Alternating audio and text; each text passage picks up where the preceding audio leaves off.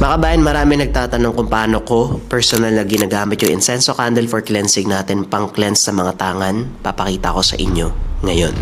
So ito yung incenso candle for cleansing natin na ginagamit ko. Kakargaan ko muna ng orasyon. Kabisado ko siya, kabayan. Tapos yan, pwede nang sindihan yung candle. Pwedeng diretso na sa gabay medalyon or pwede mo pa rin ikarga yung orasyon ng gabay.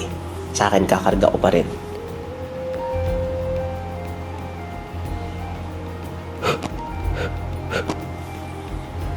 Ganito lang kasimple, kabayan.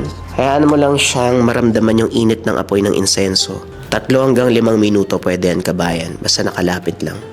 Pero kung sobrang dami mong gamit sa likha, pwede mong itabi lang yan malapit dun sa candle.